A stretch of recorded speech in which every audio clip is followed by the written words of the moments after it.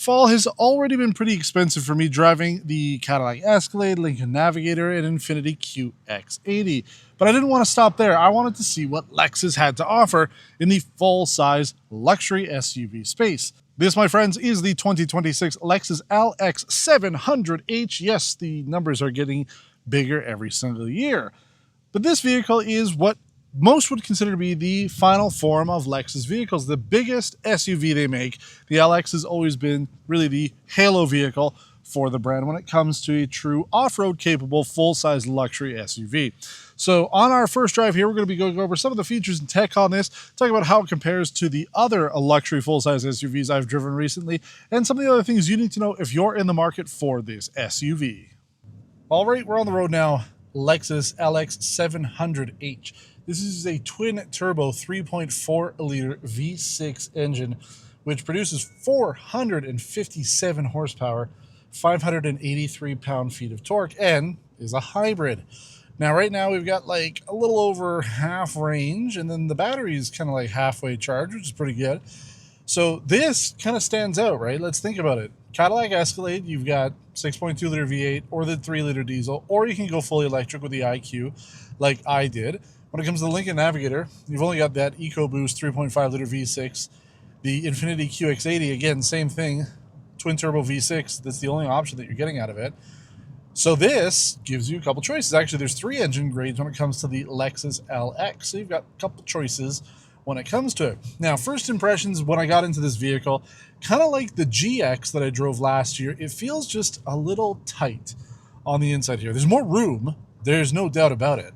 But you know, when you sit in an Escalade or Navigator or even the QX80, right, you do feel like you're driving a regular pickup truck, right? It's big, it's spacious, you've got enough space to fit. I do find it's mostly the door card here just seems to be a little thick, but it's not uncomfortable, right? I'm a big guy.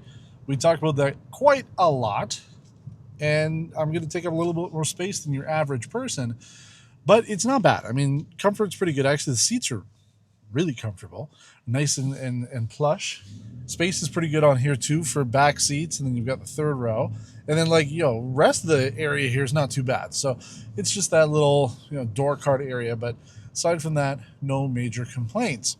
Now the LX, as I mentioned, one of those vehicles that obviously sits at the top of the Lexus food chain, but it's always been like that halo vehicle. Even compared to the LS, the sedan, the LX has always really been the prestige vehicle that you buy over a sedan or over any of the other competition.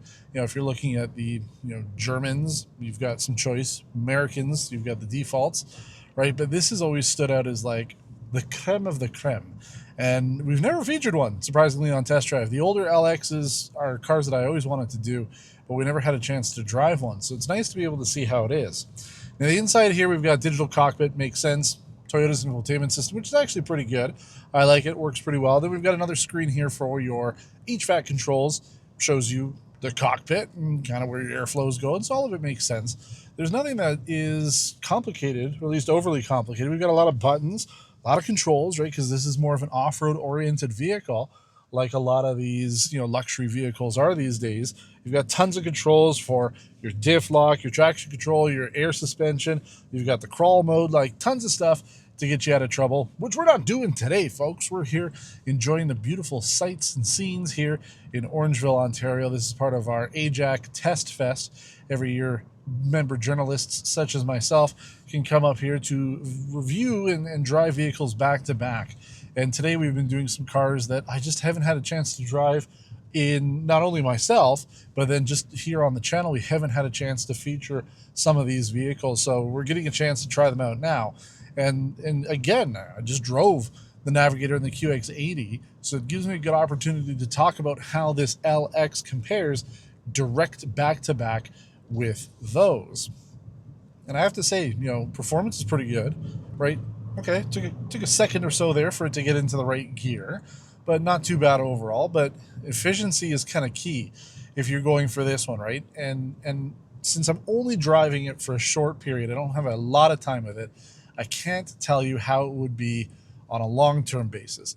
And that's a bit of a bummer, because when I drove the Lexus GX as well as the Grand Highlander, I found that the hybrid, specifically with the Grand Highlander, that iForce max hybrid, just it didn't feel as efficient as it should have been. So it would have been nice. Yeah, I don't have the data when it comes to that here to be able to talk about it, but if we are able to book it down the road, I would like to see how the efficiency is. Being the only hybrid in this segment, it could be a game changer. I mean, that's what I look for. We talked about it, depending on when you're watching this. Yeah, I just drove the Acura ADX, obviously a very different vehicle, but that vehicle was pretty good. It surprised me, but I feel it would have been just a little bit better if it had had a hybrid instead of just the regular gas engine. So just something small to note, not the end of the world, but with this, you've got a hybrid. So I think that that could be a key factor for some people, not everybody, but I think that there are some folks out there like me who do prefer the ability, at least, to option a hybrid so that you have a little bit more choice. All right, so we'll take it from a dig here. Oh boy. That was a little sad, wasn't that? And maybe it's just I'm not in the right drive mode, right? I'm in normal mode. There we go. Sport mode. That's what we were looking for. Oh, my friends, we have normal, sport, but then we have Sport Plus. Ah, yes. That's what I like to see from my performance luxury vehicles. So we'll take it from a dig again. We'll come down. Ooh, the gauge cluster is red. Oh boy. It's the same, a little bit more noise maybe, but okay. Yeah, this isn't meant to be a performance vehicle. This is not the Lexus LX700 like F, right? This is not the F version, but it's not too bad. So anyway, I mean, you're buying this because you want efficiency, not so much because you want raw performance. But I think it works well. No complaints. So yeah, it wasn't quite the performance test I was hoping that would have been.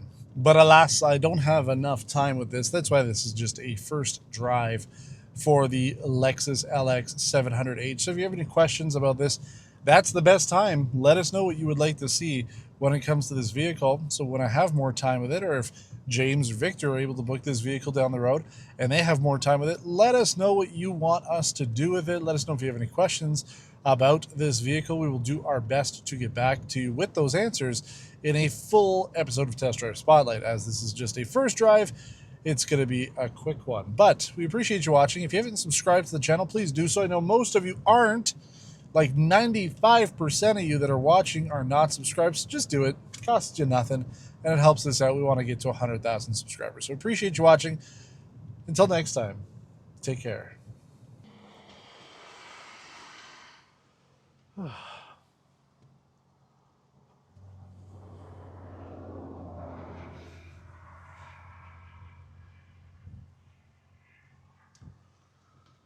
All right.